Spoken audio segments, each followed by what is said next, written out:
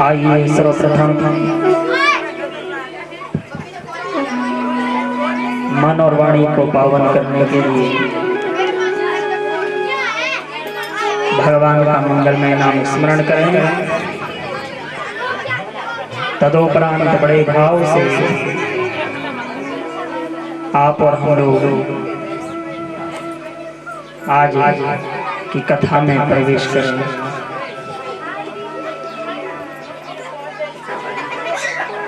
आज सोमवार भी है, तो आइए महादेव भगवान केदारनाथ जी की स्तुति करते हुए हमारे इस स्थान के इष्ट ही बेराजकुंड महादेव हैं। ये उत्तराखंड की भूमि है जिसके कण कण में शंकर वास करते हैं और उन्हीं शंकर भगवान के अधिष्ठात्री मां भगवती नंदा है। और आज शुभ सोमवार भी है, तो आइए बड़े भाव से भगवान केदारनाथ की स्तुति महादेव के चरणों में अपनी वाणी पावन करें, फिर आगे की कथा में आप और हम लोग प्रवेश करें। बोलिए केदारनाथ भगवान की जय। केदारनाथ जी भोलेनाथ जी हम सब शरण हैं आपकी। केदारनाथ जी भोलेनाथ जी हम सब शरण में आपकी। विश्वनाथ जी केदारनाथ जी हम सब शरण हैं आपकी। विश्वनाथ जी केदारनाथ जी हम सब शरण में आपकी। सभी लोग ताली सेवा।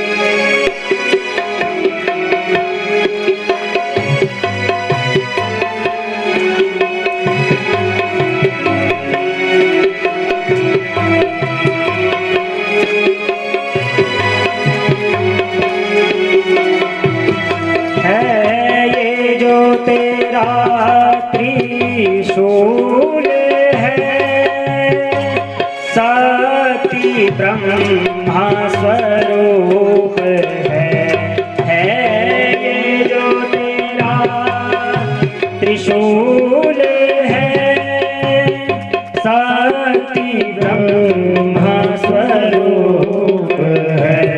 तेरे संग में गौरी गणेश है, तेरे संग में गौरी गणेश है। हम सब करें तेरी स्तुति।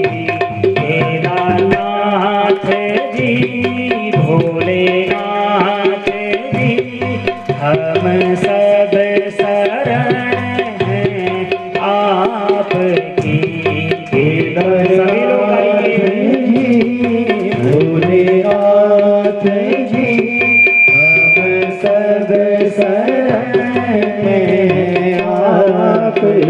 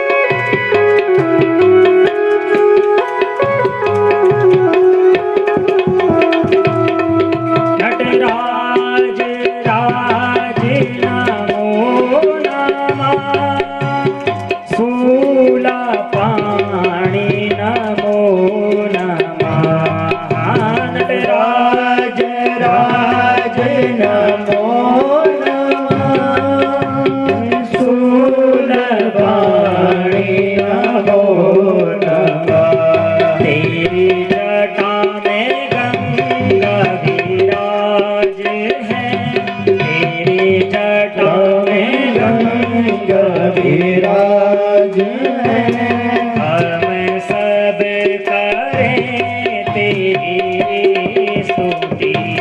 केदारनाथ जी भोलेनाथ जी हम सब शरण हैं आपकी। केदारनाथ जी भोलेनाथ जी हम सब शरण हैं आपकी।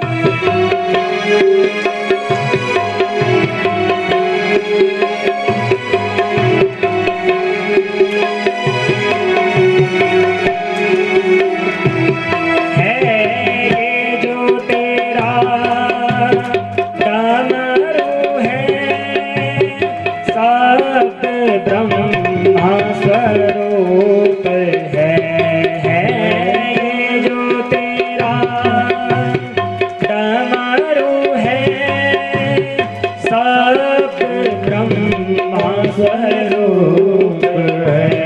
तेरे भाल चंद विराज है, तेरे भाल चंद विराज है। हम सब करें तेरी स्तुति। विश्वनाथ जी भोलेनाथ जी हम सब शरण हैं आपकी। विश्वनाथ जी भोलेनाथ जी हम सब शरण हैं आपकी।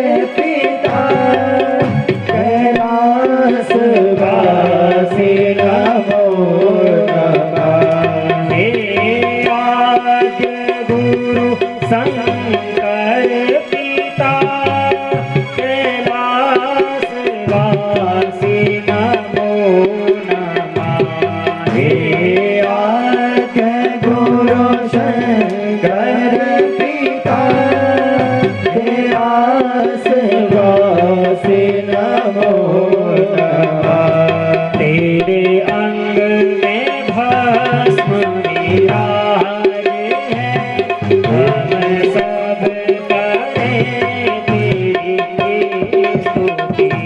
तेरे अंग में भस्म विराज है, हम सब करें तेरी स्तुति। विश्वनाथ जी भोलेनाथ जी हम सब शरण हैं आपकी। विश्वनाथ जी भोलेनाथ जी हम सब शरण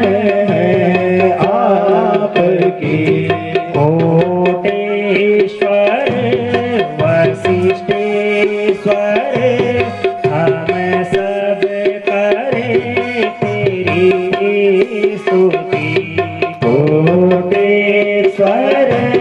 वसिष्ठेश्वर हम सब करें तेरी स्तुति। हम सब शरण हैं आपकी, हम सब शरण हैं आपकी। जा मन चंचल है विषयाचल में न लपेट इसे, कुछ तो कर जा। यह दुर्लभ देह मिले न मिले, शुभ कर्म यहीं जग में कर जा। गिरिजापति के पद पंकज में गिरजा गिरजा गिरजा गिरजा। माँ भगवती जगत जननी भगवती माँ नंदा पार्वती की ये पावन कथा मनुष्य की व्यथा को हरती है। कथा कहते किसे हैं? जो मनुष्य की व्यथा को हरे, मनुष्य के तनाव को जो हरे, चिंता को जो हरे, वो कथा है। भगवान की कथा में, भगवती की कथा में वो सामर्थ्य है सज्जनों। आपके जीवन की तनाव, चिंताएं, व्यथाएं माँ भगवती अपनी कथा से हरती है। जीवन में कितनी भी व्यथा है, भगवती की कथा उस व्यथा को हरती है।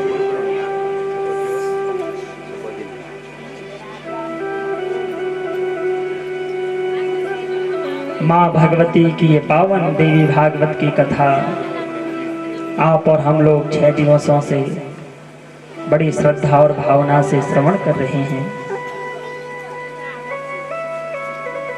और बात बहुत अच्छी है, स्पष्ट है।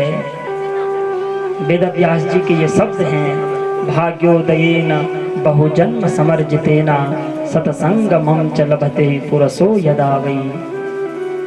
बड़े भाग्यवान होते हैं वे लोग जिन्हें कथा प्राप्त होती है। न जाने कौन से सत्कर्म हमारे उदय हुए हैं, पितरों का आशीर्वाद, इष्टों का आशीर्वाद उदय हुआ है, भगवती की कथा हमें प्राप्त हुई है।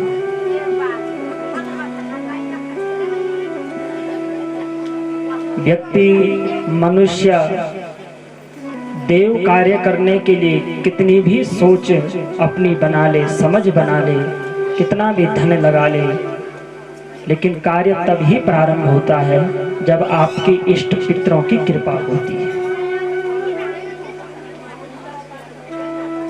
कई बार धन बहुत सारा है, मित्र परिवार सब एकत्रित हैं, तब भी कार्य प्रारंभ नहीं हो पाता है।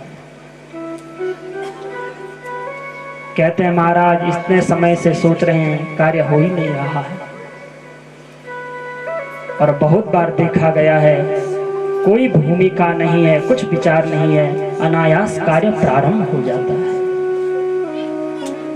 यही तो इष्ट कृपा है, यही तो पितरों की कृपा है।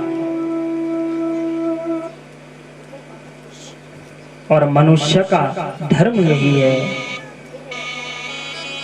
जितना हो सके पितरों के निमित्त, इष्टों के निमित्त, अपनों के निमित्त सत्कर्म करते रहें।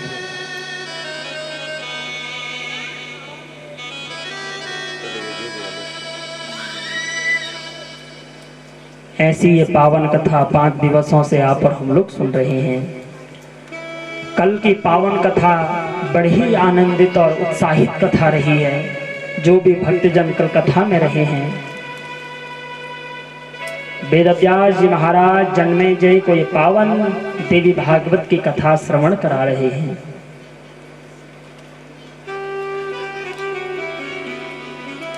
और कल के प्रसंग में मुख्यतः मां भगवती अपने रौद्र रूप में आकर दुष्टों का संहार किया है।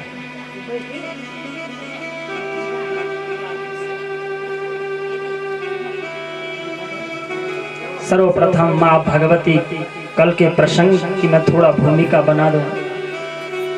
प्रकट हुई है, महिषासुर का वध किया है। और मैंने आपको बताया था ये महिषासुर कौन है? दुर्विचार, मनुष्य के भीतर के बुरे विचार ही महिषासुर है।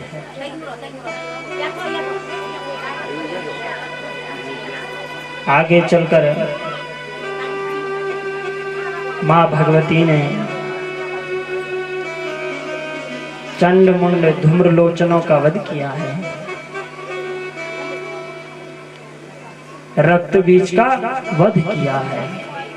और आपने कल कथा सुनी, रक्त बीज का एक बूंद रक्त का यदि धराधाम पर गिर जाए तो उसी के समान भयंकर असुर प्रकट हो रहा है। तो मां भगवती ने उसको रोकने के लिए काली का रूप धरा है। ये रक्त बीज कौन है? ये कामना का प्रतीक है। एक बूंद रक्त बीज का धराधाम पर गिर रहा है, दूसरा असुर उत्पन्न हो रहा है। ये क्या है? कामना है। हमारी एक कामना खत्म नहीं हुई, दूसरी प्रकट हो जाती है। इष्टों से प्रार्थना करते हैं हमारा ये काम हो जाए, ये काम हो जाए। इष्ट की कृपा से काम होता है, आप थोड़ी दिन प्रसन्न रहते हैं, फिर दूसरी कामना आपके हृदय में लग जाती है।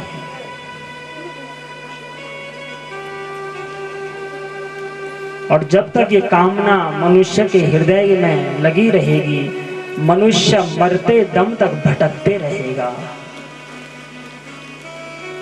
अंतर इतना है, किसी के हृदय में कामना का कांटा बड़े स्तर पे है, किसी के छोटे स्तर पे है, लेकिन है ये कामना सबके हृदय में है।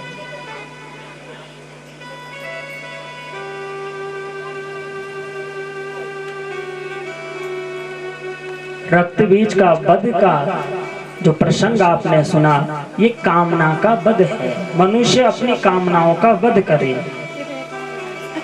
अधिक चाह न रखे।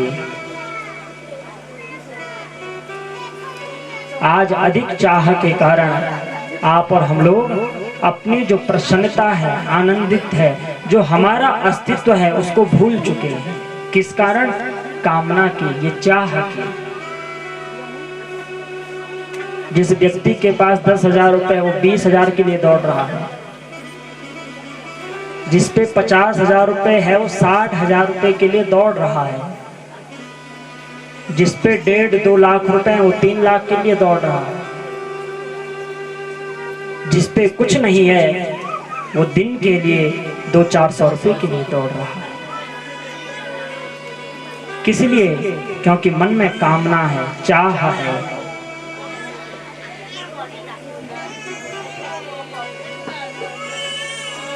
यदि इस चाह का अंत हो गया, कामना का अंत हो गया, तो समझिए मां भगवती की कृपा हो गई।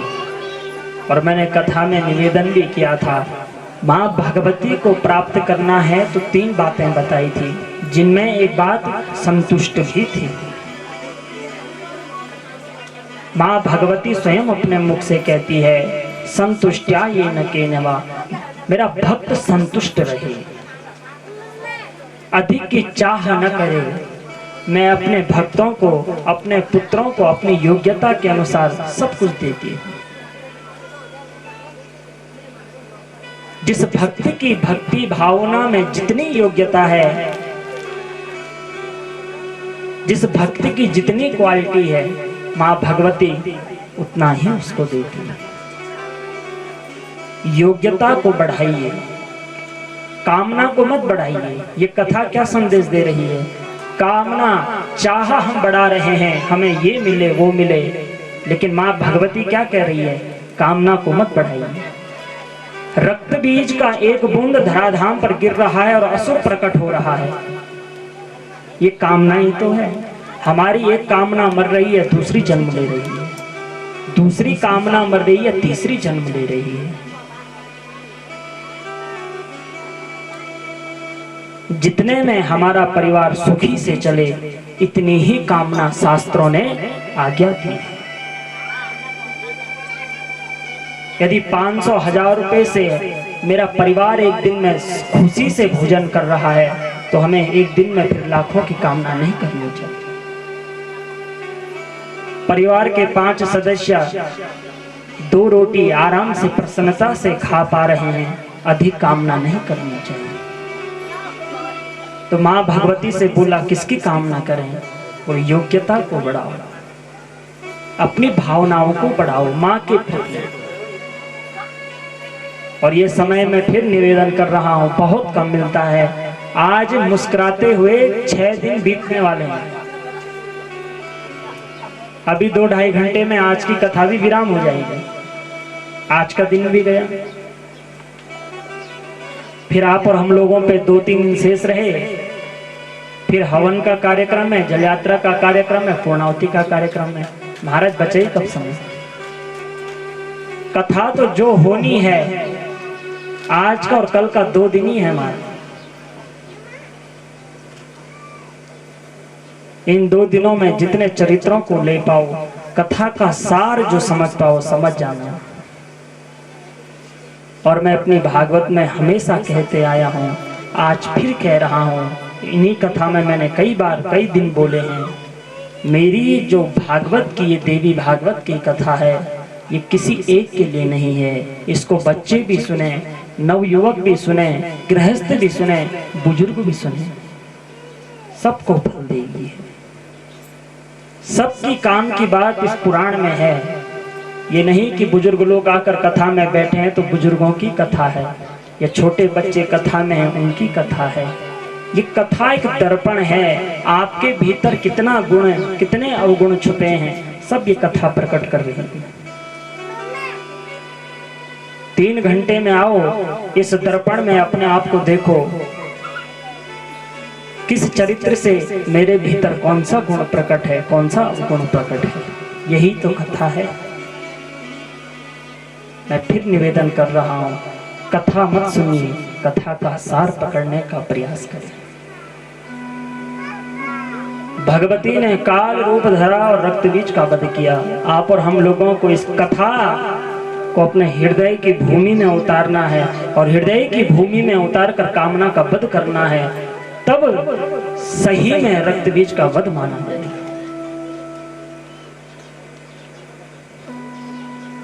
आगे शुंभ और निशुंभ का वध किया। ये शुंभ और निशुंभ किसके प्रतीक हैं? ये पराक्रम के प्रतीक हैं, लेकिन पराक्रम में अहंकार आ गया है। तीनों लोकों में मेरे से श्रेष्ठ कोई नहीं है, शुंभ का वचन है। भगवती की कृपा से, आपकी मेहनत से आपको जो भी पद मिला है, कभी अहंकार न करिएगा। इसी अहंकार के कारण दक्ष प्रजापति का जो चरित्र आप सुनेंगे, सती के पिता दक्ष प्रजापति जब अपने पद में बैठे तो अहंकार आ गया और भोले बाबा को अपमान कर गए। तो मां भगवती शुंभ के वध से ये संकेत दे रही है, जो कुछ भी हो, चाहे तीनों लोकों का राज्य आपके पास हो, यदि अहंकार जीवन में आ गया, मूलम धर्म विनाशस्य प्रथमम यदि हंकृति, देवी भागवत की पंक्ति है। व्यक्ति का विनाश जब होता है तो अहंकार से ही होता है। और सबसे मजे की बात यह है कि अहंकार का पता नहीं चलता है। अहंकार सबसे सूक्ष्म होता है, हर किसी के भीतर बैठा है। आप कहेंगे महाराज हमारे भीतर कोई अहंकार नहीं है, जो आप ये कह रहे हैं यह भी अहंकार है।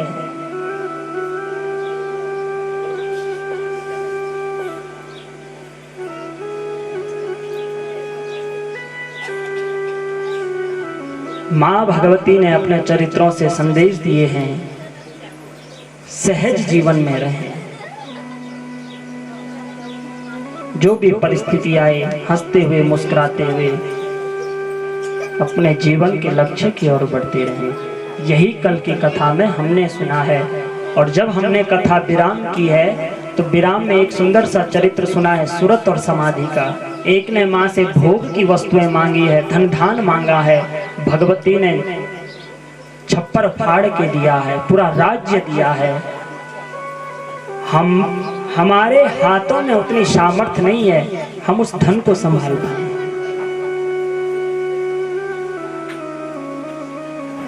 भगवती इतना कुछ दे देगी आप संभाल नहीं पाओगे इस जन्म में।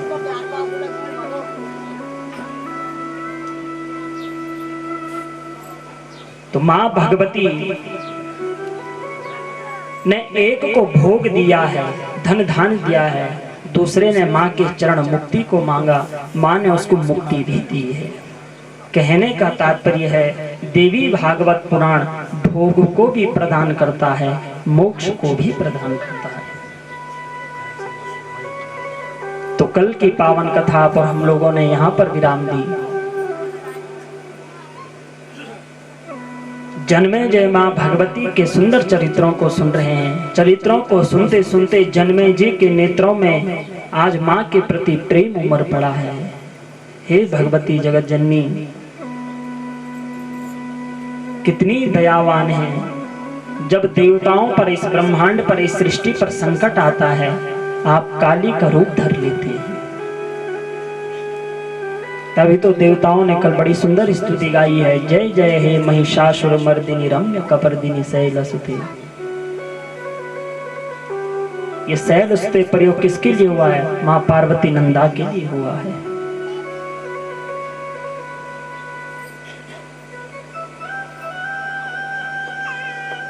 जन्मेजय ने जब विचार के इन चरित्रों में कि मां भगवती इतनी दयावान है, बड़े प्रसन्न हो गए। वेद व्यास जी के चरणों में फिर प्रणाम किया कि जब इस सृष्टि के कण कण में मां भगवती का वास है तो मैं जानना चाहता हूं हे प्रभु इस भारतवर्ष में कितने तीर्थ हैं, कितनी नदियां हैं? वेद व्यास जी ने कहा यह प्रश्न ही गलत है। भारतवर्ष का प्रत्येक स्थान अपने आप में तीर्थ है। क्यों? क्योंकि प्रत्येक स्थान में नारायण वास कर रहा है। यहाँ कण कण में शंकर वास कर रहे हैं, और जिस कण में शंकर वास करे, नारायण वास करे, वो तीर्थ से कम है क्या? वो तो सब तीर्थ है महाराज। और गंगा की मुक्त कंठ से महिमा गाई है। गंगा, यमुना, कावेरी, नर्मदा सब नदियों का व्यास जी बखान कर रहे हैं और सबसे पवित्र मां गंगा की महिमा गाई है।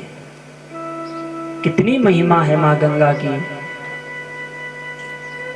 मनुष्य जब जन्म लेता है और मृत्यु तक गंगा जल की आवश्यकता होती है।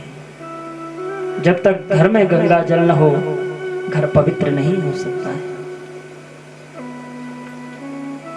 और जीवन में गंगा जी हमें तो पावन करती है, मृत्यु के बाद भी मां गंगा की आवश्यकता होती है। अस्थियों को विसर्जित करने के लिए मां गंगा का सहारा लिया जाता है। इसीलिए जन्मेजय भारत की जो ये पावन भूमि है इसमें अनेकों तीर्थ हैं। इन अनेकों तीर्थों में ऋषि मुनि क्या करते हैं? बैठकर हे राजन तप करते हैं। बोले कौन कौन से मुख्य तीर्थ हैं? तो बोले पुष्करम च कुरुक्षेत्रम धर्मारण्य सुपावनम प्रभासम च प्रयागम च नैमिषारण्यमेव च। हे राजा जन्मेजय पुष्कर, प्रयाग, नैमिषारण्य, प्रभास, प्रयाग अनेक तीर्थों के नाम बताए हैं, जिनमें से एक तीर्थ बद्रीनाथ को भी बताया है। और बद्रीनाथ में भगवान नर और नारायण तप कर रहे हैं। जो जो इन तीर्थों में जाते हैं राजन, आपने कभी विचार किया जब हम तीर्थों में जाते हैं हमारा मन पावन हो जाता है। क्यों? क्योंकि जो संत बैठकर तप करते हैं उन तप का इतना प्रभाव रहता है, इतना प्रभाव रहता है। उस प्रभाव के कारण जब हम तीर्थों में जाते हैं तो मन पावन हो जाता है। लेकिन एक बड़ी विचित्र बात है, जन्मेजय ने कहा कि हम जितने तीर्थों में जाएंगे मन पावन होगा। पहले वेदव्यास जी ने कहा तीर्थों की महिमा गाइए, लेकिन फिर वेदव्यास जी ने कहा हे राजन जन्मेजय, तीर्थ सिर्फ हमारे शरीर को धोते हैं, हमारे मन को नहीं धोते। जन्मेजय ने कहा महाराज जी क्या कह रहे हैं? तो वेदव्यास जी कह रहे हैं वैसे तीर्थों की महिमा तो अनंत है। तीर्थों में जाओ, खूब दान पुण्य करो, अपने जीवन के सत्कर्म एकत्रित करो, लेकिन जरूरी नहीं तीर्थ हमारे मन को पावन बनाए। हमने तो कई ऐसे जन भी देखे हैं बद्रीनाथ में जाकर लड़ते झगड़ते हुए घर आ रहे हैं। अब आप बताइए क्या तीर्थों की नहीं? यहाँ से हरिद्वार जा रहे हैं गंगा स्नान के लिए, लड़कर घर आ रहे हैं, झगड़े कर कर घर आ रहे हैं। तो क्या हरिद्वार तीर्थ ने उनके मन को पावन किया? ये शब्द हम नहीं, व्यास जी कह रहे हैं। जरूरी नहीं तीर्थ हमारे मन को पावन करें। तो बोले महाराज मन पावन कैसे होगा? तो वेदव्यास जी ने कहा ये मन प्रभु चरणों में लगाने का सिर्फ एक ही उपाय है, विशेषेण तु सत्संगो ज्ञान निष्ठस्य भूते। सिर्फ सत्संग से मन पावन होता है। वेदव्यास जी ने यहां तक कह दिया कि जप तप नियम जो आप सब कुछ कर रहे हैं, हाँ इनसे आपके इष्ट प्रसन्न हो जाएंगे, आपको बहुत कुछ दे देंगे। लेकिन जहां मन का प्रश्न आया, ये मन निर्मल ठहरेगा कैसे? बोले सत्संग से ठहरेगा। सत्संग में वो धार है, सत्संग में वो रस है, जब हमारा मन प्रभु चरणों में जाता है। जन्मेजय ने कहा महाराज जी बात कुछ समझ नहीं आ रही है। तो वेदव्यास जी ने कहा चलो एक बात बताओ, विश्वामित्र और वशिष्ठ का नाम सुना है? जन्मेजय ने कहा हाँ सुना है, दोनों बहुत सिद्ध महात्मा हैं, इतने सिद्ध हैं कि तीनों कालों को देख सकते हैं। अरे ये दोनों महात्मा तीर्थ के तट पे रह रहे हैं, हमेशा इनकी कुटिया ही तीर्थ के तट पे है। लेकिन हे राजा जन्मेजय, एक बार ये दोनों ऋषि आपस में लड़ गए, क्रोध आ गया। अब आप बताओ, ये दोनों तीर्थ के तट पे रह रहे हैं और मन में दोनों के क्रोध है, लड़ गए झगड़ गए। अब आप बताओ कि तीर्थ के तट पे रहने वाले कोई गारंटी नहीं कि मन पावन हो। क्रोध आ सकता है, लड़ सकते हैं, झगड़ सकते हैं। जन्मेजय ने प्रश्न किया है, हे प्रभु हम जानना चाहते हैं विश्वामित्र जी और वशिष्ठ जी का युद्ध क्यों हुआ? दोनों तो परम तेजस्वी संत हैं। और तब यहीं से पावन प्रसंग प्रारंभ हुआ है, जो भागवत का सबसे सुंदर प्रसंग माना जाता है। सभी प्रसंग सुंदर हैं, लेकिन इस प्रसंग ने एक अमिट छाप छोड़ी है श्रीमद् देवी भागवत के भीतर, जो राजा सत्य हरिश्चंद्र का प्रसंग है। कथा सुनिए, कथानक कथा के बाद बताएंगे कि ये प्रसंग क्यों देवी भागवत में आया है, इसका हमारे जीवन से क्या प्रभाव है। ये जैसे माँ भगवती कृपा करे ऐसे बताते हुए चलेंगे। जन्मेजय ने प्रश्न किया है विश्वामित्र और वशिष्ठ जी क्यों लड़े? कथा समझ में आ रही है? बोले महाराज यदि तीर्थ इस मन को पावन करते तो वशिष्ठ और विश्वामित्र का मन भी तो पावन होता, उनके भीतर क्रोध क्यों प्रकट हुआ? जन्मेजय ने प्रश्न कर दिया है। और तब यहीं से पावन चरित्र प्रारंभ हुआ। और कहने लगे वेदव्यास जी, हरिश्चंद्रो नृपा श्रेष्ठा त्रिशंकु तनया पुरा बभूव रविवंशीयो रामचंद्रस्य पूर्वजा। बड़ा सुंदर प्रसंग है। रामचंद्रस्य पूर्वजा, भगवान रामचंद्र के पूर्वज कौन हुए? त्रिशंकु।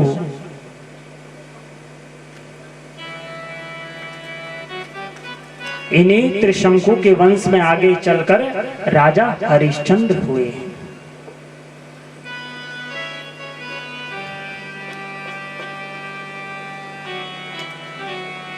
हे राजन जन्मेजय, अन्य पुराणों में, अन्य कथाओं में आपने सुना होगा राजा हरिश्चंद्र की पत्नी तारा बताई गई है, लेकिन देवी भागवत के भीतर राजा हरिश्चंद्र की पत्नी का नाम सैव्या है।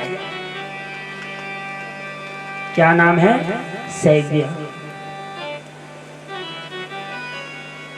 राजा हरिश्चंद्र पूरे अयोध्या के राजा हैं। कल्पना करिए, राम भगवान के पूर्वज हैं।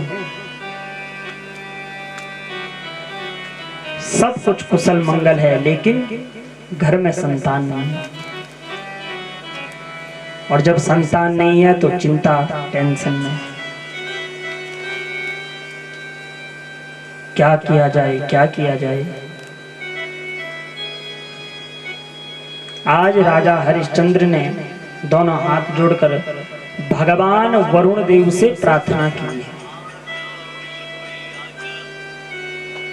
और वरुण देव से प्रार्थना की है, संकल्प किया है कि हे वरुण भगवान, आप मुझे पुत्र दे दें। आप कुछ ऐसी कृपा करें, मेरे घर में पुत्र का जन्म हो जाए। और मैं आपको वचन देता हूं, मैं पुत्र प्राप्ति के बाद एक बहुत बड़ा यज्ञ करूंगा। उस यज्ञ का नाम होगा नरमेध यज्ञ। और आप जानते हैं नरमेध यज्ञ किसे कहते हैं? जिसमें नर की बलि दी जाती है, मनुष्य को मारा जाता है। कथा ध्यान से सुनो।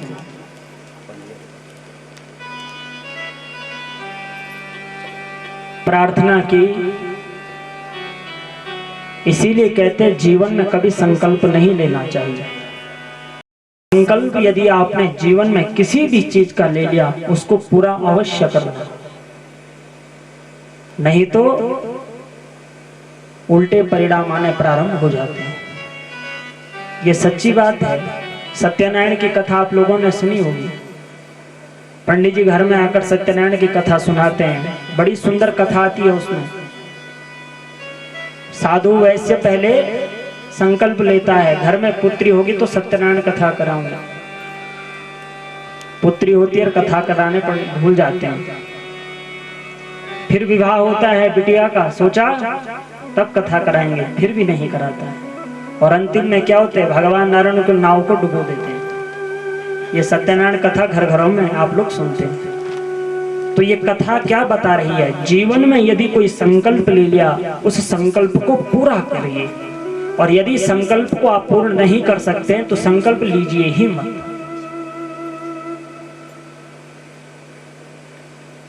तो राजा हरिश्चंद्र ने किसका आह्वान किया? वरुण भगवान से प्रार्थना की, हे वरुण भगवान, मुझे पुत्र दें, और यदि पुत्र होगा तो मैं एक नरमेध यज्ञ करूंगा। वरुण भगवान प्रसन्न हो गए और कालांतर में राजा हरिश्चंद्र के घर एक पुत्र का जन्म हुआ, जिसका नाम रोहित हुआ।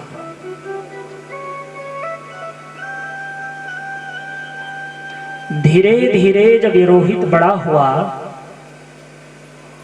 तो कहते हैं संचाताश्चुरः सर्वे विद्यानां च विशारदः, बहुत जल्दी विद्याओं में पारंगत हो गया।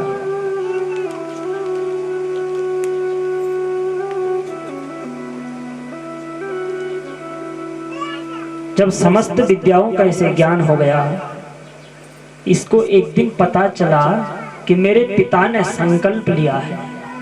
किसका? नरमेध यज्ञ का, कि पिता यज्ञ करेंगे और यज्ञ में नर की बलि देंगे। कहीं ऐसा न हो पिता उस यज्ञ में मेरी बलि दे दे। इस भय के कारण जो राजा हरिश्चंद्र का पुत्र था रोहित, वो पर्वत की गुफाओं में छुप के बैठ गया।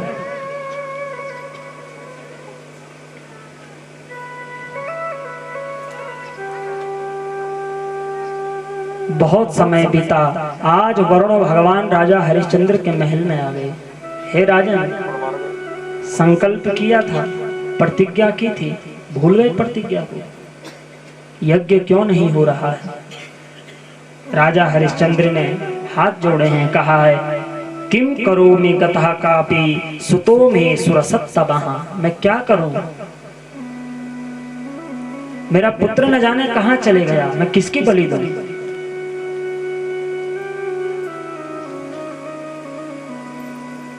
वरुण भगवान ने कहा हम कुछ नहीं जानते, आपने संकल्प किया है और समय पे आपने संकल्प पूरा नहीं किया। मैं शाप देता हूँ तुम्हें जलोदर नाम का ये रोग हो जाए, और इस रोग से यदि समय पे तुमने फिर भी मेरा यज्ञ नहीं करा तो मृत्यु को प्राप्त हो जाए। इतना कहते वरुण भगवान अंतर्ध्यान हो गए।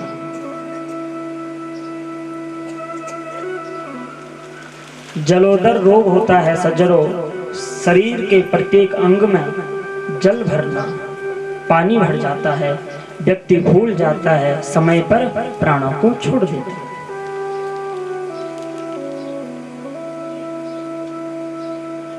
धीरे धीरे जलोदर रोग बढ़ा। राजा हरिश्चंद्र जो इतने बड़े राजा थे, आज खटिया पे पड़े पड़े हुए अपने समय को देख रहे हैं। न जाने मेरा पुत्र रोहित कहाँ गया, कैसे मैं यज्ञ पूरा करूं? जब अत्यंत दुखी हो गए, अत्यंत दुखी हो गए, साहस की, हिम्मत की, और अपने गुरु वशिष्ठ के पास चले गए। कहाँ गए? वशिष्ठ जी, सूर्यवंश के कुल पुरोहित हैं वशिष्ठ मुनि। गुरु गृह गयो तुरत महिपाला, चरण लाग कर विनय विशाला। गुरु के चरणों में गए, हे गुरुदेव मेरा ये रोग कैसे दूर होगा?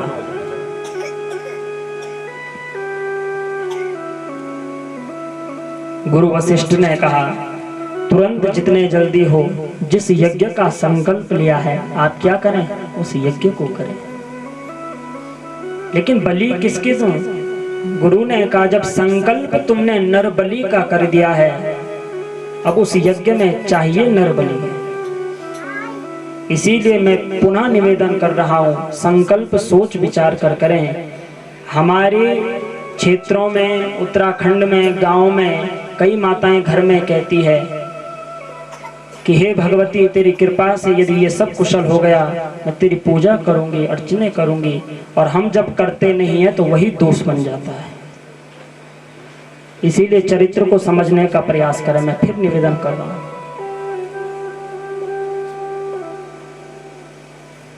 या तो साफ अपने इष्टों से कहते हैं, हे माँ भगवती जब समय होगा, जब तेरी कृपा से सब कुशल होगा तब धूमधाम से। लेकिन ये न कहे महाराज की अगर सब कुशल होगा, आपने अगर हमें ये दे दिया तो हम करके रहेंगे। माँ भगवती इष्ट तो इतनी दयालु है, दे देती है, लेकिन आप करना भूल जाते हैं, फिर बाद में परेशान होते हो। ये कथा यही संदेश दे रही है। प्रसन्नता में राजा ने सोचा मैं इतना बड़ा राज्य हूं, किसी की भी बलि दे दूं। संकल्प ले लिया नर बलि का और अब पछता रहे हैं। गुरु से कह रहे हैं मैं क्या करूं? गुरु ने कहा जब संकल्प लिया है नर बलि का तो देना ही पड़ेगा। लेकिन मेरा पुत्र तो न जाने कहां गया, मैं कैसे यज्ञ करूं, कैसे हवन करूं? तब गुरु वशिष्ठ ने कहा है तुम यज्ञ प्रारंभ करो। नर की बलि तो चाहिए, तुम किसी भी ब्राह्मण के पुत्र को ले आओ, कुछ धन लेकर ले आओ, उसकी बलि। राजा हरिश्चंद्र ने एक गरीब ब्राह्मण के बालक को पकड़ा, खूब धन दिया, उसको अपने राज्य में ले आया। ये ब्राह्मण के पुत्र को पता नहीं था कि क्यों ले जाया जा रहा है।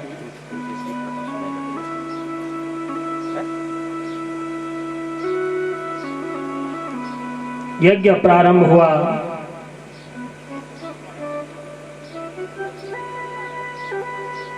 ब्राह्मणों ने मंत्र प्रारंभ किए, यज्ञ में आहुतियां पड़ने लगी। और जैसे ही नर बलि का समय आया, ब्राह्मण बालक थर थर कांपने लगा। छोड़ दो, छोड़ दो। ये प्रसंग सुनकर जन्मेजय कांप गए, महाराज नर की बलि। ब्राह्मण का पुत्र करुण रुदन करने लगा और इस ब्राह्मण के पुत्र के करुण रुदन को विश्वामित्र जी ने सुन लिया और तुरंत विश्वामित्र जी आए हैं, नर बलि को रोक दिया। राजा को कहा, मूर्ख ये क्या कर रहे हो? इतने बड़े विद्वान ब्राह्मण होकर नर की बलि दोगे? हमारा सनातन शास्त्र बलि की आज्ञा नहीं देता है, तुम क्यों बलि कर रहे हो? बड़ा क्रोध विश्वामित्र को आ गया। राजा हरिश्चंद्र ने कहा, क्या करें महाराज, यदि इसकी बलि न दूं तो मेरे मृत्यु हो जाएगी। बहुत समझाया विश्वामित्र जी ने राजा हरिश्चंद्र को कि छोड़ दे, छोड़ दे, लेकिन राजा हरिश्चंद्र नहीं माना। तब क्रोध विश्वामित्र जी को आया और विश्वामित्र जी ने उस ब्राह्मण के कान में एक मंत्र बोला। ब्राह्मण थरथर कांपते हुए उस मंत्र को बोलने लगा और इस जो मंत्र दिया था उस मंत्र का अर्थ था, हे वरुण भगवान, मैं तेरी शरण में हूं कि अपने भक्त को भी मारोगे आप? यदि आज आपने मुझे मार दिया, मेरी बलि ले ली, तो आज के बाद आपका पूजन ध्यान स्तुति कोई नहीं करेगा। विश्वामित्र जी ने कान में मंत्र बोला। मंत्र बोलते ही ब्राह्मण उस मंत्र को दोहराने लगा। स्थिति देखिए सामने, बस कुछ क्षण बाद बलि है, समय नहीं है और कुछ सोचने का। जब ऐसी स्थिति में व्यक्ति करुण पुकार करता है तो नारायण को भी प्रकट होना पड़ता है। करुण रुदन करके वो ब्राह्मण बालक वरुणदेव की स्तुति कर रहा है, मंत्र को बोल रहा है और देखते देखते वरुण भगवान प्रकट हो गए। बोल वरुण भगवान की। और जैसे ही वरुण भगवान प्रकट हुए हैं, आज वरुण भगवान उस ब्राह्मण के करुण रुदन से प्रसन्न हो गए। अरे तूने इस छोटे से मंत्र से मुझे अपना लिया, ब्राह्मण के पुत्र को छोड़ दिया। और वरुण भगवान ने जो राजा को जलोदर योग हुआ था वो भी सही हो गए। वरुण भगवान क्रोधित तो थे, लेकिन क्या कहा, हे राजा हरिश्चंद्र, इस कथा के माध्यम से यही संकेत है, संकल्प कभी मत लेना, संकल्प लोगे तो समय पर पूरा अवश्य करना। जिस ब्राह्मण के बालक को तुम बलि दे रहे थे, आज उसी ब्राह्मण के बालक ने तुम्हारी रक्षा करी है। अब तो राजा हरिश्चंद्र उस ब्राह्मण के पुत्र जिसको बलि दे रहे थे पैर में बार बार प्रणाम करके हृदय से लगाने लगे, हे ब्राह्मण देव, आज तुमने रक्षा की है। अरे ब्राह्मण तो तब भी रक्षा कर रहा था, आज भी ब्राह्मण रक्षा करता है। आप कहेंगे महाराज कैसे? ब्राह्मण जो आशीर्वाद आपको देते हैं, उस आशीर्वाद से हमारे जीवन के अरिष्ट कटते हैं।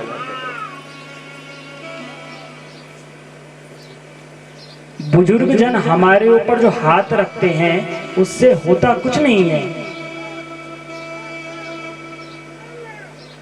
जो अरिष्ट हमारे जीवन में है, उन अरिष्टों का नाश होता है। हम पितरों को पूज रहे हैं, पितरों का हम आशीर्वाद की कामना कर रहे हैं। हे पितृ देवताओं, हमारे ऊपर आशीर्वाद बनाओ। इसका तात्पर्य क्या है? आशीर्वाद में क्या चाहिए आपको? सोने का महल चाहिए? 2-4 लाख रुपए, करोड़ों रुपए चाहिए? आशीर्वाद में यही मिलता है कि जो हमारी परिवार की विडंबनाएं हैं, दुख है, हे पितृ देवताओं, अपने आशीर्वाद से उनको काट दो। और ये तभी होता है जब बुजुर्गों का हाथ हमारे सर में होता है। ये तभी होता है जब हमसे बड़े माता पिताजी का आशीर्वाद बच्चों में होता है। आज समय बड़ा विचित्र है। एक परिवार में 4 सदस्य हैं, चारों आपस में बात नहीं कर रहे। ये सच्चाई है आज की।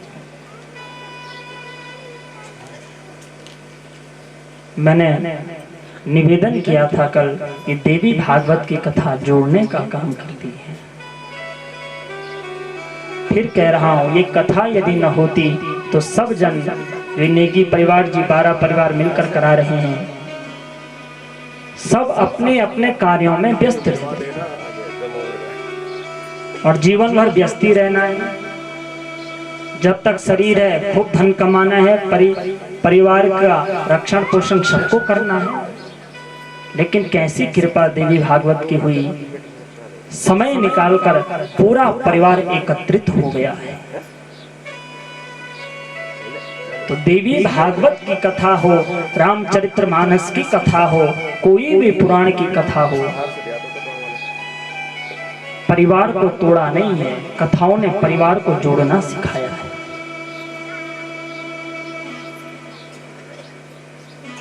इसीलिए ये कथा जब विराम हो, आप लोग अपने अपने स्थान कहीं भी रहें, प्रयास करें हम मन से जुड़े हुए रहें। आज से पहले कितनी भी खटपट हो, अब कथा सुन ली है महाराज, प्रयास करें। यदि आप बड़े हैं, छोटा समझकर माफ करें। यदि आप छोटे हैं, बड़े भाई को, बड़े पिता को अपना पितृ मानकर, अपने पूर्वज मानकर कि ये हमारे पितरों का ही आशीर्वाद है जो हमें सही मार्ग में ले जा रहे हैं, प्रयास करें समझने का।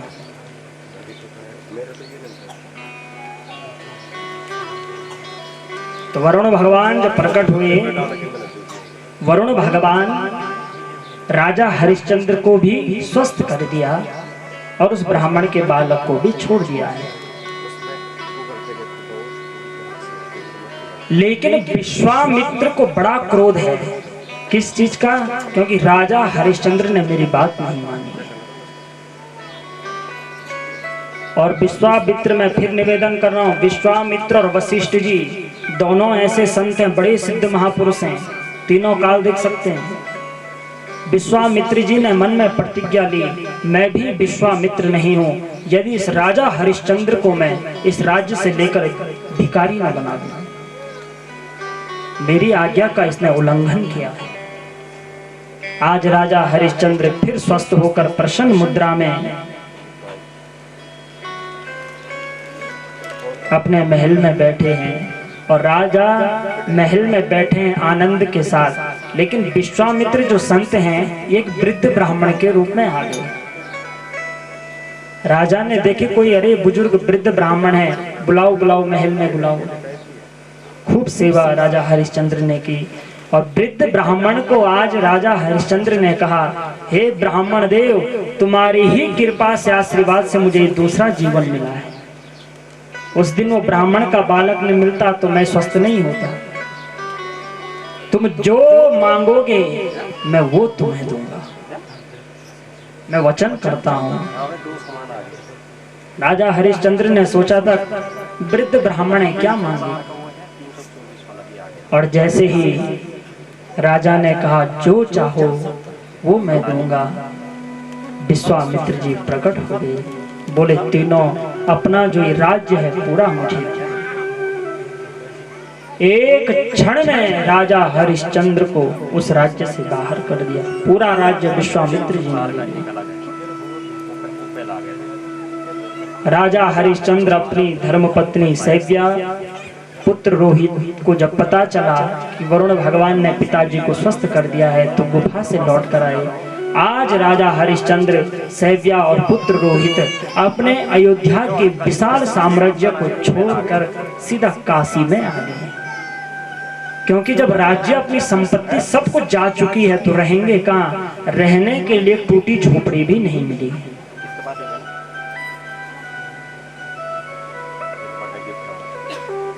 समय का खेल देखिए, ये सब समय का खेल है। चक्रार पंक्ति रिव गच्छति भाग्य पंक्ति ही, ये भाग्य का पहिया, समय का पहिया महाराज कब राजा को रंक बना दे, रंक को राजा बना दे, कोई नहीं जानता है।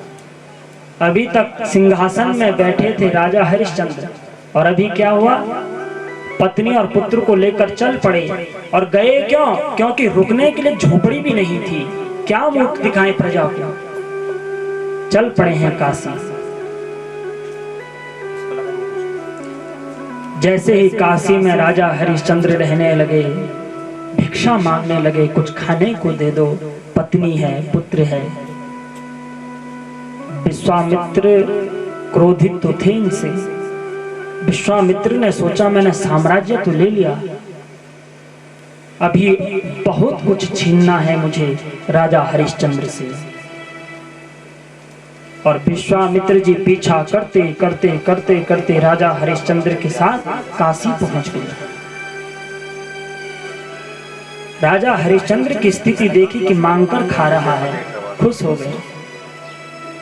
और राजा हरिश्चंद्र के सामने फिर विश्वामित्र आए, बोले हे राजन, तूने राज्य तो मुझे दिया है, ब्राह्मण समझकर राज्य तो दिया है।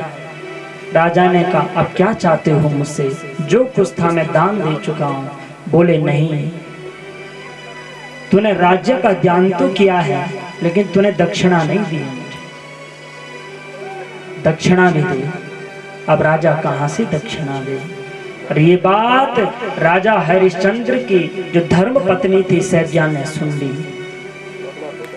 सैब्या ने कहा अपने पति को, हे पतिदेव, कुछ भी करो, इसी क्षण इनकी दक्षिणा ले।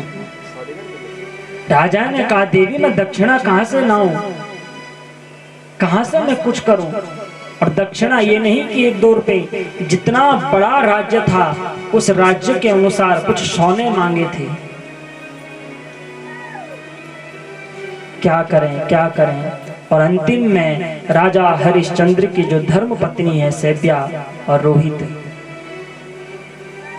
पत्नी ने कहा आप हमें बेच दो,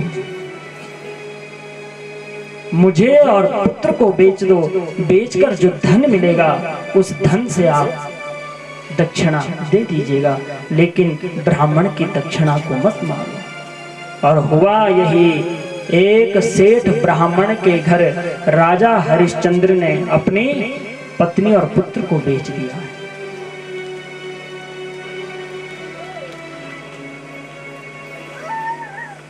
बेच करके जो थोड़ा बहुत धन आया वो धन विश्वामित्र के पास दिया। विश्वामित्र ने कहा धन तो दे रहा है, लेकिन धन में थोड़ी सी कमी है, और धन दे।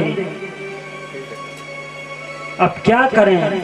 अपने आप था, अपने आप भी ये राजा काशी मणिकर्णिका घाट है, चांडाल के हाथों बिक गया।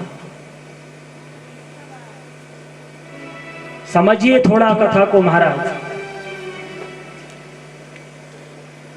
मणिकर्णिका घाट पे गए, चांडाल चिताओं को जला रहा था।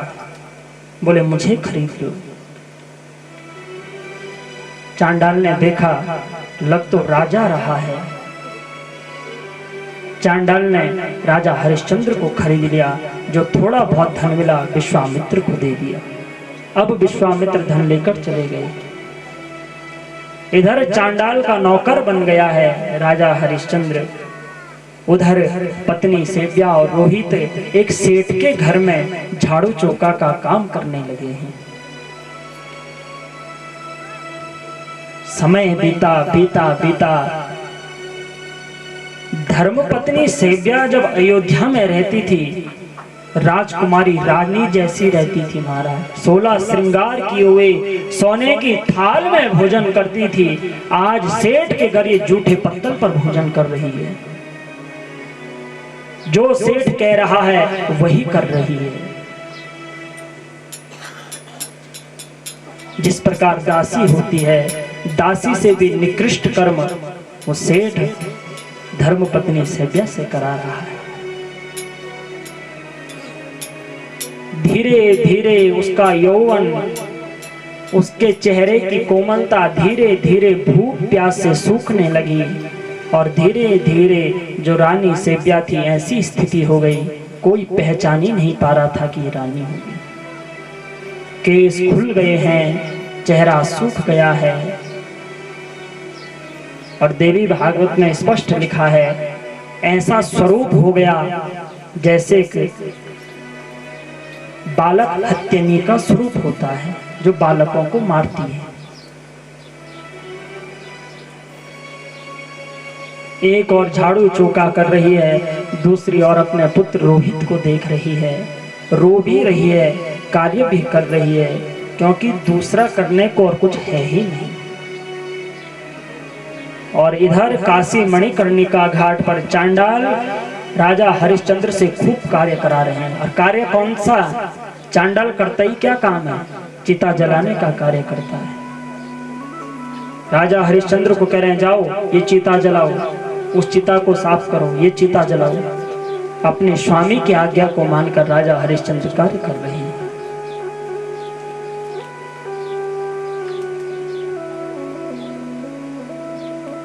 काशी में मणिकर्णिका जो घाट है सज्जनों, शास्त्रों में भी वर्णन है। ये घाट ऐसा है, पुराणों से ये घाट में जब चिताएं जलती है तो आज तक इस घाट में कभी ऐसा ना हुआ कि कोई चिता न जले। निरंतर चिताएं जल रही है। एक दिन में न जाने कितनी चिताएं, आज भी वर्तमान समय में भी मणिकर्णिका घाट पर चिताएं जलती है। और उसी घाट पर राजा हरिश्चंद्र जी चांडाल के नौकर बने।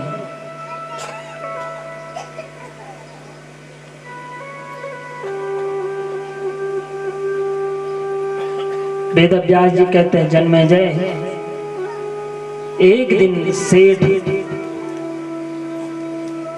के घर पर रानी सेव्या बर्तन धो रही थी, झाड़ू चौका कर रही थी।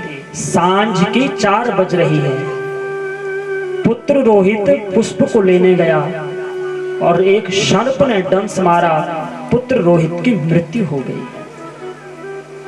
बालक आए, बोले मैया मैया तेरा पुत्र रोहित को सर्प ने डस लिया है। और जैसे ये बर्तन छोड़कर जाने लगी, पुत्र हा पुत्र करते हुए उस सेठ ने इसके केसों को पकड़कर पटक दिया।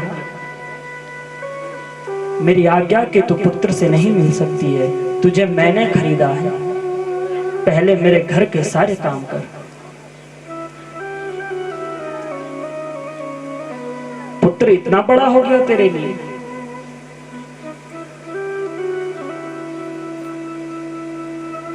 और देवी भागवत में कथा स्पष्ट है कि 5 बजे से सांझ से लेकर धीरे धीरे वो रुदन करती रही, लेकिन सेठ ने उसको जाने की अनुमति नहीं दी। और ठीक अर्धरात्रि जब व्यतीत होने लगी, चरणों में गिर गई, मुझे अपने पुत्र रोहित के देह को देखने दो।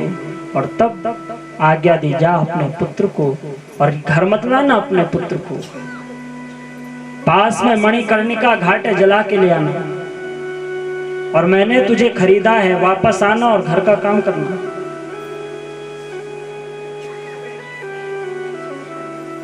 रोती हुई आजी सेव्या हा पुत्र करते हुए उस बाग में गई। देखा पुत्र मृत अवस्था में पड़ा है। इन दोनों हाथों से अपने पुत्र को उठाया है, प्रयास किया है, पुत्र आंखें खोलो, नेत्र खोलो, लेकिन पुत्र ने नेत्र नहीं खोली, क्योंकि पुत्र तो मर चुका है। सेठ ने कहा है पुत्र घर में भी नहीं लाना है, कहां ले जाऊं?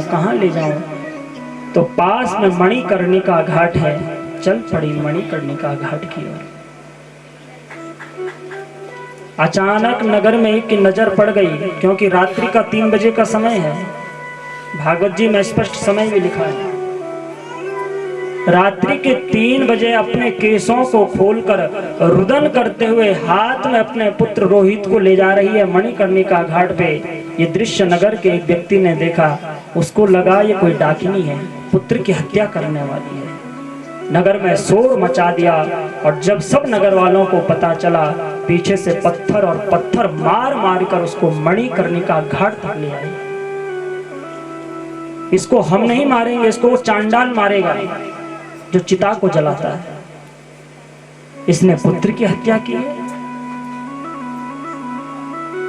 जन्मेजय ये कथा सुना रहे हैं, सुन रहे हैं।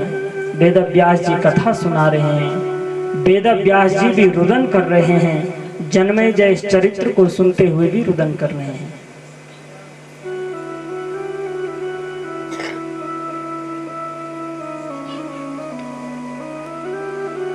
पीछे से नगरवासी पत्थर मारते मारते दौड़ते दौड़ते हुए आगे गए। अंधेरे होने के कारण पत्थर से टकरा गए, फिर इसके हाथ से पुत्र नीचे गिर गया।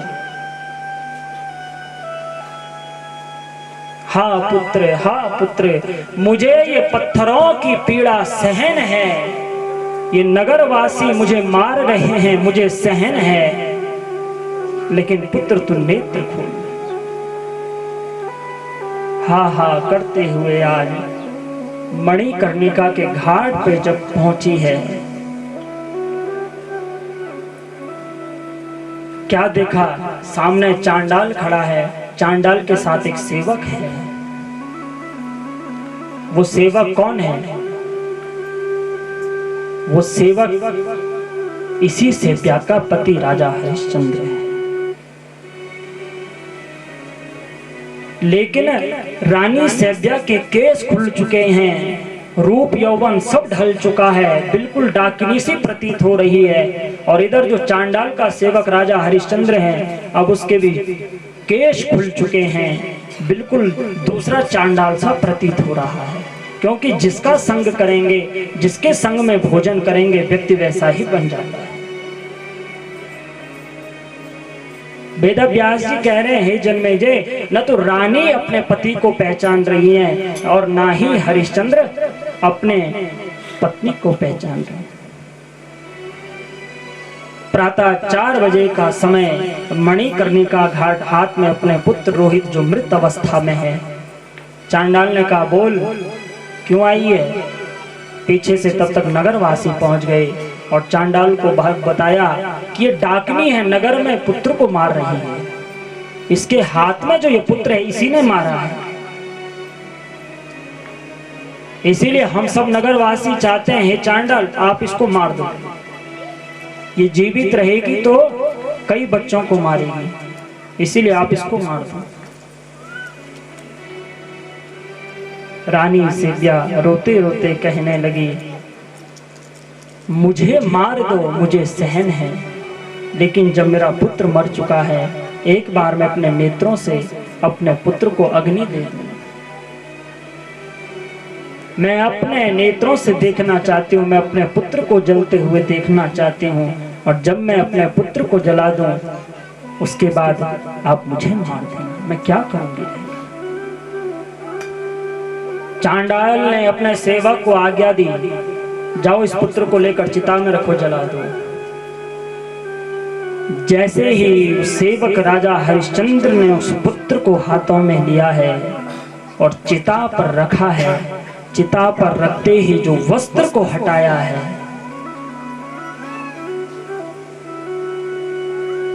वस्त्र को हटाते हुए क्या देखा है? ये पुत्र कोई और नहीं, मेरा पुत्र रोहित है। अरे देवी, तेरी ये स्थिति हो चुकी है, और आज उस शमशान की भूमि में तीनों रो रहे हैं। एक राजा हरिश्चंद्र रो रहा है, उनकी धर्मपत्नी सेव्या रो रही है, और इन दोनों को देखकर वो चांडाल भी रुदन करने लगा। आज तक चिताएं तो बहुत आई है, जो ये सेवक है ये धड़ाधड़ चिताएं जलाता है, आज ये रुदन कर रहे हैं, क्यों?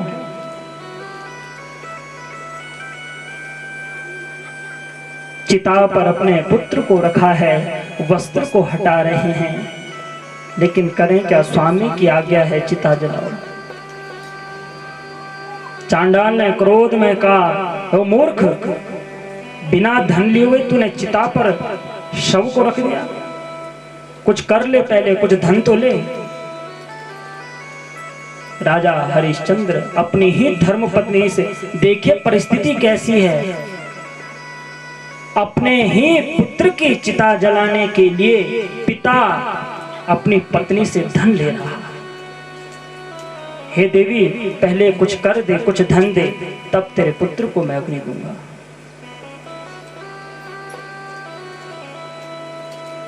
रुदन करने लगी, रोने लगी, मैं कहां से दूं, क्या दूं? क्या परिस्थिति है कि पुत्र को अग्नि भी नहीं मिल रही है।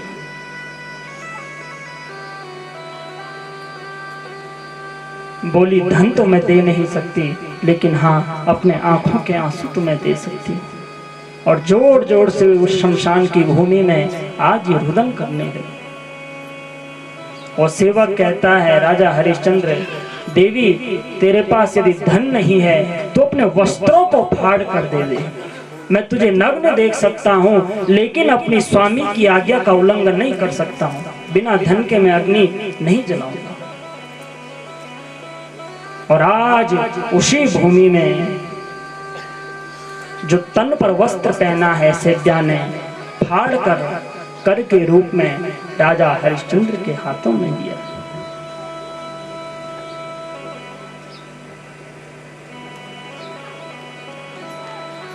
राजा हरिश्चंद्र, और सबसे बड़ी बात, जो वस्त्र हाथ में दिया है उसी वस्त्र से राजा हरिश्चंद्र अपने नेत्र के आंसू पोंछ रहे हैं। हे विधाता, ये क्या कर दिया तूने? मैं कहां का राजा था? अयोध्या का। कौन सी अयोध्या? जिस अयोध्या में भगवान राम प्रकट हुए। आज मेरी ये स्थिति हो गई है। और यही बात रानी सेव्या सोच रही है, न जाने कौन से पाप कर्म मैंने जीवन में किए हैं, आज ये दृश्य में देख रही हूं। अपने तन के वस्त्र को फाड़ कर राजा ने दिया। राजा ने चिता में पुत्र को रखा है। चांडाल ने कहा, हे सेवक मूर्ख, देर क्यों करता है, जल्दी से अग्नि लगा। और जैसे ही हाथ में अग्नि को राजा हरिश्चंद्र ने पकड़ा, अग्नि लगाने वाले थे कि नगर के लोगों ने कहा, पहले अग्नि नहीं, पहले इस हत्यानी को मारो। जब तक ये नहीं मरेगी तब तक उसको अग्नि मत दो। उनके कहने पर चांडाल मान गया और चांडाल ने जो अग्नि हाथ से जली थी उसको ले लिया, राजा हरिश्चंद्र के हाथ में खड्ग दे दिया। बोले, जो मैं बोलूंगा वो करना पड़ेगा, क्योंकि मैंने खरीदा है। एक काम कर, इस खड्ग से पहले इस हत्यानी को मार, और जब ये मर जाएगी फिर इस पुत्र को अग्नि देना। हाथ में खड्ग ले लिया है राजा हरिश्चंद्र ने। अपनी पत्नी सेव्या के सामने खड़े हैं, नेत्र बंद कर दिए हैं। और इधर सेव्या ने भी नेत्र बंद कर दिए। राजा हरिश्चंद्र अपने इष्ट, जानते हैं राजा हरिश्चंद्र के इष्ट शताक्षी देवी की, अभी कथा सुनेंगे हम। रानी खड़ी है, राजा खड़े हैं, हरिश्चंद्र हाथ में खड्ग ले लिया है। चांडाल कह रहा है, मूर्ख देर क्यों करता है, जल्दी मार। रानी ने भी नेत्र बंद किए और इष्ट का ध्यान करने लगी। अरे इसीलिए घर में पूजा था इष्ट तुझे, आज ये दिन दिखाने के लिए। यदि आपकी साधना परिपक्व है, इष्ट के प्रति आपकी भावना प्रबल है, तो आप इष्ट से लड़ सकते हैं महाराज। आप प्रश्न कर सकते हैं इष्ट से, यदि भावना प्रबल है।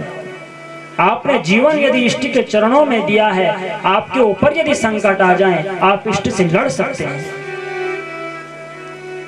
और आज वही युद्ध रानी सेव्या अपने भगवती से करने लगी। यही दिन दिखने के लिए मैंने तेरी पूजा अर्चना की थी। पता होता यही दिन देखना है, कभी नहीं पूछती थी। नेत्र बंद करके सेवक ने भी हाथ में खड्ग लिया और वेद व्यास जी कहते हैं, हे राजा जन्मेजय, जैसे ही खड्ग हाथ से ऊपर उठा और अपनी पत्नी के ऊपर खड्ग प्रहार करने लगा मारने के लिए, कि उसी मणिकर्णिका शमशान की भूमि में मां भगवती प्रकट हो गई। बोलिए जगत जननी मात की जय, बोलिए शताक्षी देवी की जय। इष्ट प्रकट हो गई महाराज, तुरंत हाथ से खड्ग को निकाल दिया। मां भगवती को आज जब देखा है, चरणों में लेट गई है।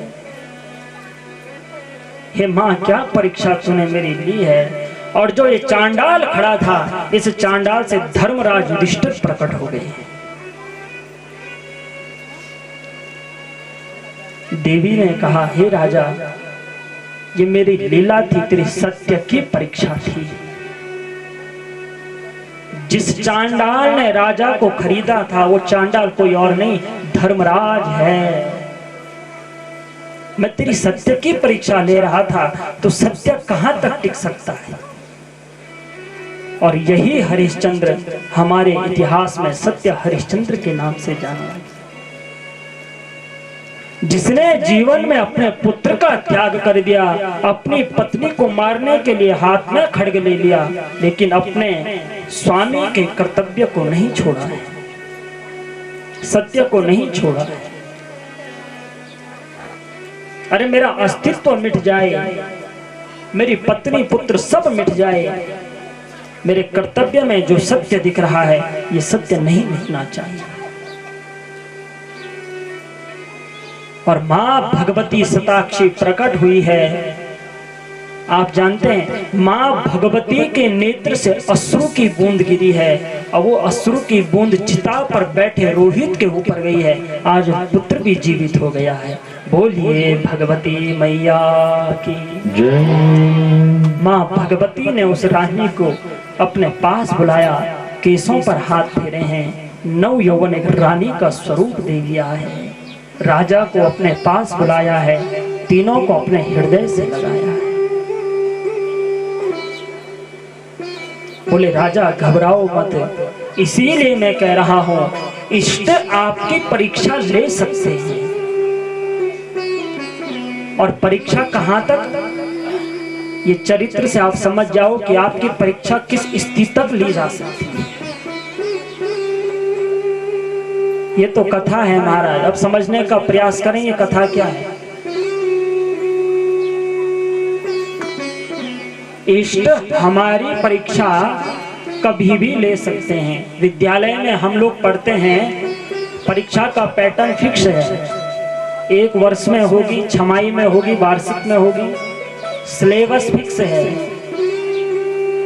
ये सिलेबस है, इसी से आपको पूछा जाएगा।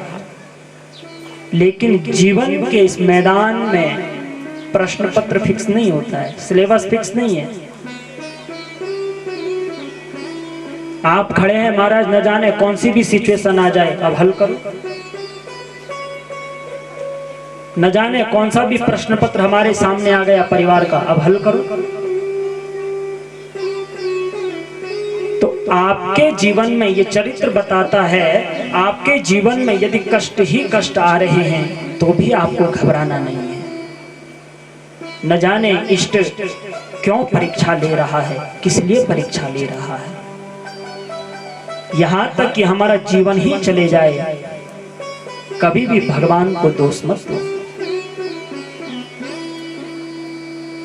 न जाने कितनी परीक्षा ले सकते हैं, और जो उस परीक्षा में डट गया, मुस्कुराकर उस परीक्षा से निकल गया, ये भगवती उसको ही अपने हृदय में लगाती है।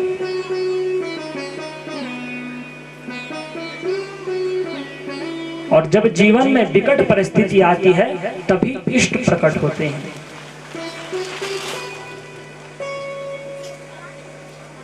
इष्ट कहते ही उसे हैं जिसके रहते हुए परिवार में हमारे ऊपर अनिष्ट ना आए, वही तो इष्ट है।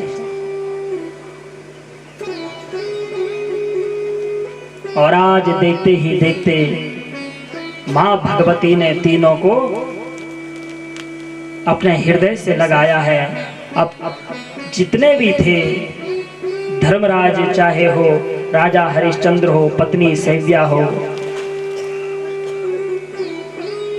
माँ भगवती को प्रणाम करते हुए अपने महल में आ गए हैं। और उसी महल का पुनः राजा बने राजा हरिश्चंद्र सुंदर से माँ भगवती का मंदिर बनाया है और उस माँ भगवती के मंदिर में माँ की आराधना करने लगे हैं, स्तुति करने लगे हैं। तो प्रतिक्षण जब प्रजा ने देखा कि राजा स्तुति कर रहे हैं तो सभी अब प्रजा माँ भगवती की स्तुति और भजन गाने लगे हैं। आइए आप और हम लोग भी उस माँ भगवती का सुंदर सा स्तुति या भजन समझें, फिर आगे की कथा में हम प्रवेश करें। और राजा हरिश्चंद्र अपनी पत्नी के साथ पुत्र, जब इष्ट हमारी रक्षा करते हैं तो भाव और प्रबल हो जाता है और बड़े भाव से फिर सभी लोग माँ भगवती की स्तुति करने लगे। जय अम्बा जगदम्बा, जय माता रानी, माता रानी।